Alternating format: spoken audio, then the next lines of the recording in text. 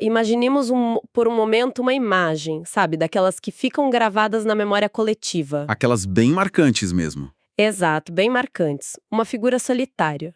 A mera troca de olhares dela tem uma capacidade aterrorizante. Um simples cruzar de olhos e pronto, qualquer ser vivo vira pedra, né? Num milissegundo. Pedra maciça, fria, totalmente sem vida. É uma imagem incrivelmente poderosa. Mas, quem é essa figura realmente?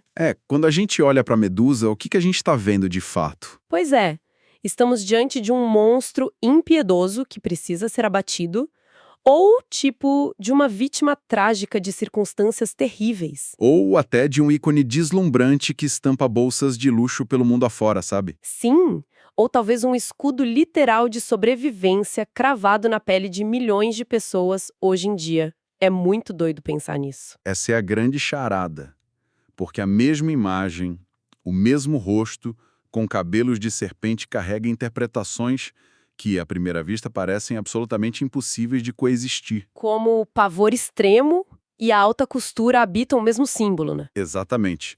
Como isso é possível. Certo, vamos desvendar isso. Nós juntamos uma pilha de materiais incríveis para nossa análise de hoje. Uma pilha bem diversa, aliás. Muito diversa. E não estamos falando só de livros antigos.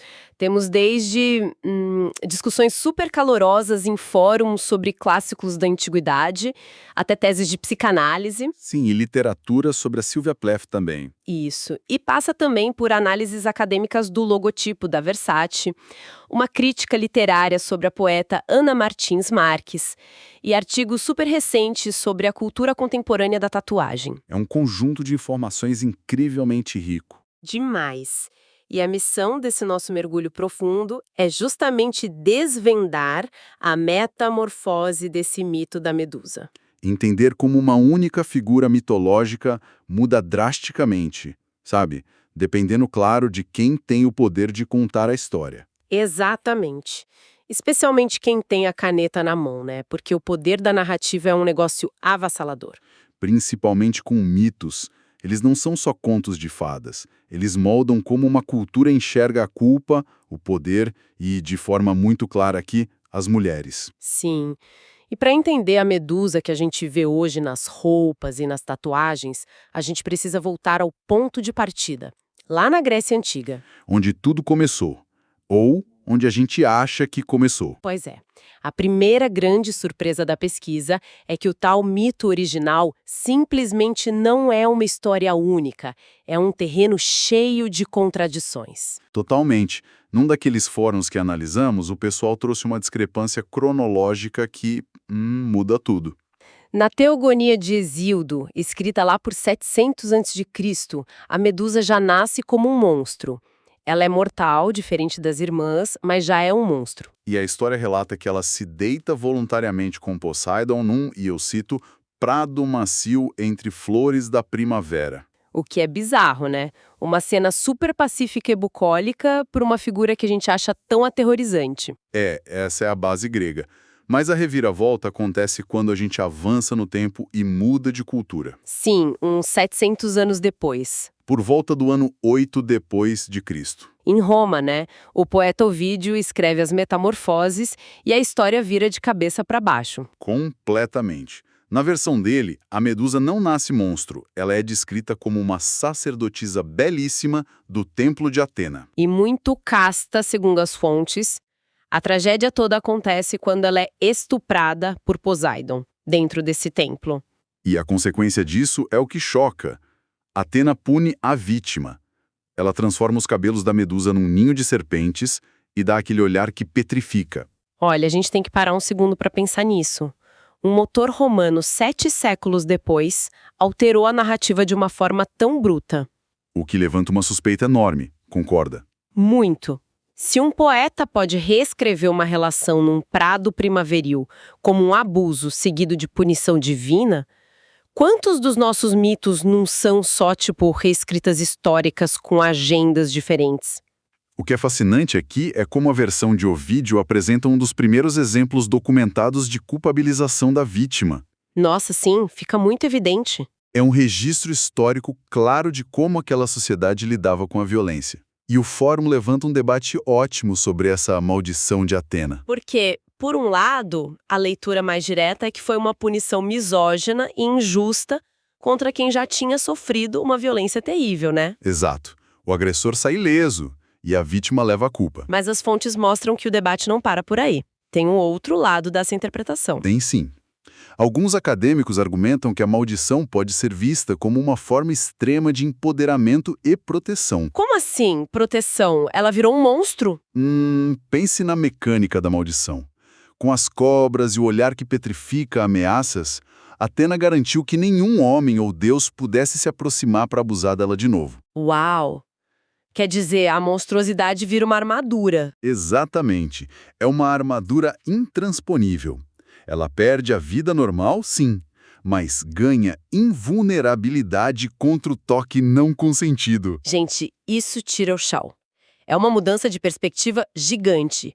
E essa tensão sobre quem é a medusa monstro, vítima ou figura impenetrável dá um salto direto para o século XX. Caímos da antiguidade e caímos nos consultórios psicanalíticos. Isso. A pesquisa nos joga no colo de Sigmund Freud, em 1922. Ele olhou para o mito e interpretou a cabeça decepada como o medo masculino da castração. As cobras seriam múltiplos símbolos fálicos, certo? Sim, para abrandar o horror que o homem sentia diante da mulher. Mas olha, lendo isso, a impressão que dá é que o Freud olhou para uma tragédia super complexa E simplificou tudo. e, sim, pegou um martelo e forçou a história a se encaixar na peça favorita do quebra-cabeça dele. É uma crítica que aparece muito forte nas fontes, porque a teoria freudiana acabou reduzindo o trauma feminino aos medos da psique masculina. A medusa deixou de ser sobre a mulher e virou um espelho do pavor do homem. E é contra essa visão que a pensadora feminista Hélène Cixous se levanta no ensaio O Riso da Medusa. Esse texto é um terremoto, né? Ela propõe algo que subverte tudo. Ela diz que a gente precisa parar de olhar a medusa pelo escudo do herói. Olhe de frente. Ela diz que a medusa não é um monstro mortal. Ela é bela e, acima de tudo, ela ri. Ela ri. A fonte argumenta que a narrativa patriarcal precisou transformar a medusa num monstro para que as mulheres tivessem vergonha do próprio poder. Exato. O monstro foi inventado para manter as mulheres caladas. O que nos leva perfeitamente para a pesquisa sobre a Sylvia Plath. Quando eu vi o nome dela na pauta, pensei como uma poeta dos anos 50 entra numa discussão de mito grego. Parece desconectado, mas faz todo sentido no contexto do silenciamento. Faz muito sentido. A tese sobre a Plath mostra ela como o exemplo real dessa recusa a ser silenciada. No livro A Redoma de Vidro, a protagonista enlouquece sob expressões da sociedade. Aquela metáfora da figueira devastadora. Nossa, sim. Cada figo é uma obrigação, ser mãe, esposa, escritora é brilhante, e ela fica paralisada porque escolher um significa deixar os outros apodrecerem. E isso aparece nos poemas também, como Dead, onde ela confronta a figura do pai. Plath mostra a dor física de estar presa numa narrativa que não é a sua. Ela precisava se escrever no mundo. Isto levanta uma questão importante, sabe? Como as mulheres reagem a essa petrificação? E como elas reagem, segundo as fontes. O ato de escrever vira uma ferramenta de sobrevivência. Através da escrita, a mulher deixa de ser o objeto na história dos outros. Deixa de ser o troféu que o Perseu decapitou, né? Exato. Para se tornar o sujeito da própria vida. A literatura vira o antídoto contra a mudez do monstro. Aqui é que a coisa fica realmente interessante. Se autoras como a Plath e teóricas como a Cixous abriram o caminho, como a medusa aparece hoje? Quando ela é reescrita pelas mulheres atuais. Isso. Lemos aquele poema fantástico da Ana Martins Marques chamado Um Café com a Medusa. Esse poema é genial. É genial e muito sensível. A medusa não está presa numa caverna escura esperando o herói. Ela é uma mulher comum, envelhecendo, tomando um café com a narradora. A desconstrução do monstro aí é muito sutil. Muito.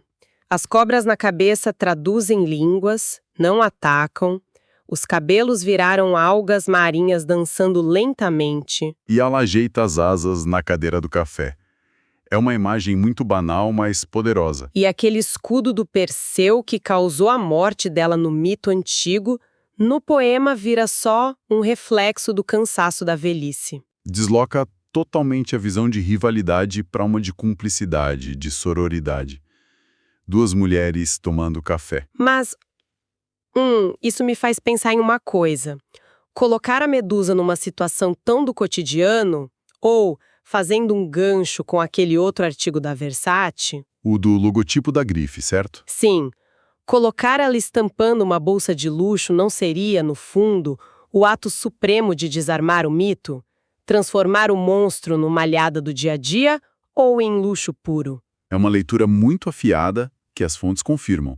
A dissertação sobre a Versace diz que a grife pega o pavor original e o transforma em beleza absoluta. Você não paralisa de medo, você paralisa de fascínio. Exatamente. E a crítica literária faz uma ponte inesperada com o filósofo Michel Foucault e o conceito do panóptico. Espera aí, panóptico. Aquele modelo de prisão com o guarda no centro. Como uma bolsa de grife ou um poema sobre café quebra uma prisão. Calma, vamos destrinchar. O Foucault usa o panóptico para explicar a sociedade.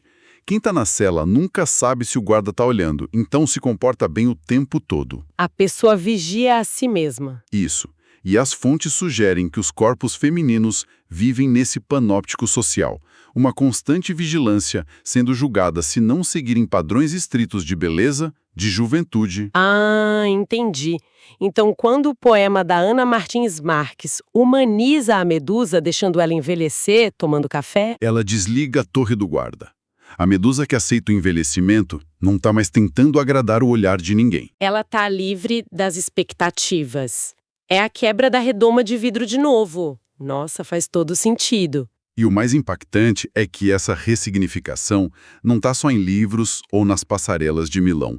Está acontecendo nas ruas, gravada na pele das pessoas. A explosão das tatuagens da Medusa. Gente, as fontes mostram que tem mais de 2 milhões de postagens numa rede social só com a hashtag dessas tatuagens. É um fenômeno avassalador, que ganhou muita força com o movimento Me Too. Sim, e a pesquisa é clara ao relatar que a tatuagem virou um símbolo popular de sobrevivência a agressões e abusos sexuais.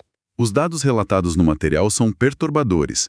Mais de 800 mil mulheres sofrem abusos sexuais anualmente, só no Brasil. É uma estatística terrível, e diante disso, a tatuagem representa força, superação, atua como uma figura de proteção íntima. As fontes até mencionam um detalhe interessante sobre a pomada anestésica TKTX. Verdade. Isso ajuda quem quer tatuar esse símbolo de cura a não precisar passar por dores físicas desnecessárias, sabe? Fica mais acessível. Claro. O texto nota que algumas pessoas tatuam só pela estética da mitologia, mas o movimento de sobrevivência é gigantesco. Se conectarmos isso ao cenário mais amplo, o ciclo se fecha de uma forma muito comovente. Lembra da versão de Ovídio? Aquela que era o exemplo clássico de culpabilização da vítima? Sim, aqui a Atena amaldiçoa a sacerdotisa. Pois é, essa reescrita ecoa agora nas tatuagens. As pessoas estão tomando posse daquela maldição, estão transformando a marca do trauma em armadura vitalícia. Então, o que tudo isso significa? Pensemos na ironia disso tudo. Um mito projetado para ser um monstro intocável virou símbolo permanente escolhido na pele para reivindicar a autonomia do próprio corpo. É uma declaração visual de que o corpo é meu, a história sou eu quem conto. Gente, é uma jornada incrível. Saímos do monstro bucólico de Hesíodo, passamos pela sacerdotisa punida de Ovídio. Sobrevivemos ao pesadelo freudiano e chegamos na rainha que ri da Sixos. Atravessamos o desespero da Sylvia Plath, tomamos café com a Medusa em paz da Ana Martins Marques e chegamos no logotipo brilhante da Versace no escudo em forma de tatuagem. Mostra muito sobre a elasticidade de um símbolo ao longo do tempo. E por que quem está escutando a gente agora deve se importar com isso? Porque a gente vive cercado de símbolos. E as histórias sobre os nossos monstros dizem muito mais sobre a própria sociedade do que sobre o monstro. Entender as raízes desses símbolos dá a quem escuta o poder de reescrevê-los. O controle da narrativa é tudo. Com certeza. E isso nos deixa com uma provocação. Se um mito de milhares de anos evoluiu de monstro literal para sobrevivência e alta moda, quais vilões ou figuras marginalizadas da nossa cultura pop atual poderão ser resgatados e virar heróis para as gerações daqui a 200 anos. Fica a reflexão, né? A história que a gente acha finalizada hoje pode ser só o rascunho de amanhã. É isso, muito obrigada para quem nos acompanhou nesse mergulho e até a próxima!